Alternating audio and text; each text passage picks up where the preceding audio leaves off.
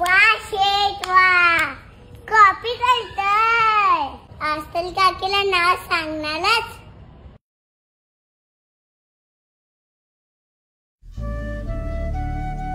बाबा त्या दिवशी काय बोलत होते ते माहितीये?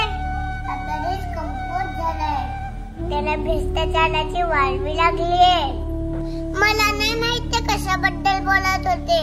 बाबा मला बोलले, श्रीजा आपण आपल्या फायद्यासाठी भ्रष्टाचाराला खतपाणी घालायचं नाही. मला ते पण नाही समजलं, पण तुझी कॉपी सीमा काकीला सांगू नये म्हणून तू ही कॅडबरी मला दिलीस ना, तेव्हा मला समजलं ह्याला भ्रष्टाचार बोलत असतील. काय झालं, मला एक कॅडबरी नाही मिळाली तर पण कॉपी करून तुझं नुकसान नक्कीच होईल.